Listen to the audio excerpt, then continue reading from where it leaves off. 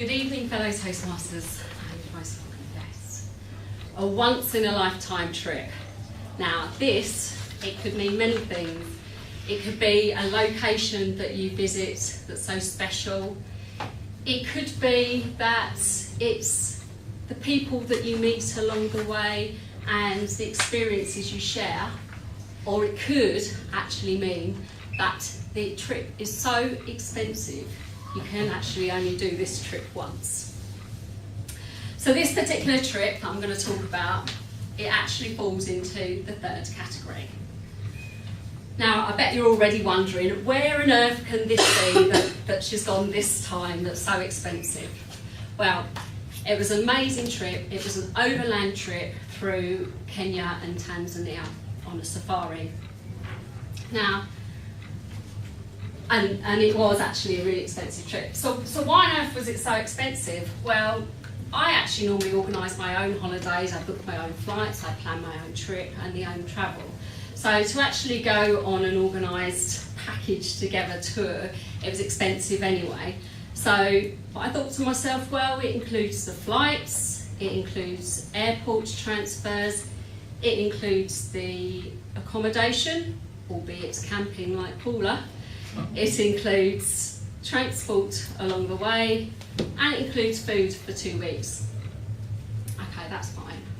And then there was the injections. Now, yellow fever actually costs £50, which is quite a lot. Malaria tablets were required. And then I needed insect repellent, suntan lotion, rehydration salts. There was camping equipment to buy. I needed a thermarest to sleep on, a sleeping bag and a head torch. I use the phrase once in a lifetime a lot in these trip preparations. So the day the trip came, my friend and I, we flew out to Nairobi in Kenya and we spent our first night in a hotel. Next morning we met up with the tour group. Now, there was a whole mix of nationalities, a good mix of people, and there was about 15 of us. We had a tour leader to guide us through the experience, we had a driver and we had a cook. So once they'd explained what was going to happen through the trip, we headed off on the truck and we stopped in just outside Nairobi at a big house which had a big garden. So they handed our tents out to us and they drew up a rota for cleaning and cooking for this trip. Yes, it was a holiday and we had to do cleaning and cooking too. They explained how to set up the tent because a few of us had absolutely no idea and then just watched us struggle away and put up the tents. So that evening we ate our dinner around the campfire.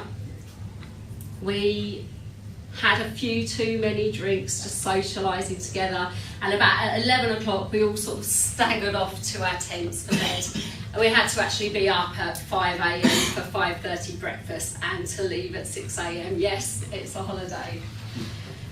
So as I snuggled into my sleeping bag, you could sort of hear the muffled sounds of everyone sort of chattering, and it slowly died down. And all of a sudden I realised I could hear the sound of a barking dog. Now at 2 a.m, I felt like I hadn't had a wink of sleep and the dog hadn't stopped for breath. My thermarest had deflated and I could feel the cold, damp ground and it was making my bones ache. I think I just nodded off to sleep and my alarm clock started buzzing. My friend and I rolled out of our sleeping bags, threw on our clothes, packed everything up, packed the tent up, and we only managed to grab a cup of tea and a slice of bread as the pet breakfast table was being packed away. We were the last on the truck. How on earth was we going to last this 2-week tramping trip on day one? So as the truck travelled off for the day, we left behind built up cities and towns, and all of a sudden we came across a vast flat landscape and I could see buffaloes and zebras running across in the distance. I was just amazed, I couldn't believe this. And this was just the start of the trip. And as the trip went on, we saw so much wildlife. We couldn't turn a corner without seeing any. And even the tour leader said we were ever so lucky on this trip. Now, most of the early mornings continued. The early mornings continued, and we all became closer. The truck became our home. It provided water, accommodation and game viewing from the roof. We also soon found out that there actually was limited toilet facilities on this trip, and the tour guide often pointed out we shouldn't wander too far, so it was boys had to go to the front of the truck and it was girls at the back. Now, most of the time we stayed in camping areas where they had toilet and shower facilities, but this particular evening we were actually wild camping with no facilities at all. Now, as we were putting the tent together, my friend sort of mentioned she actually needed a number 2, but she was hoping the urge would suppress until the next morning when we find somewhere. So we sat around the campfire having a couple of drinks while some of the others were cooking dinner. And I noticed she had this little worried look on her face. She sort of was edging towards the truck, and I saw her dishing out a little shovel and a toilet roll.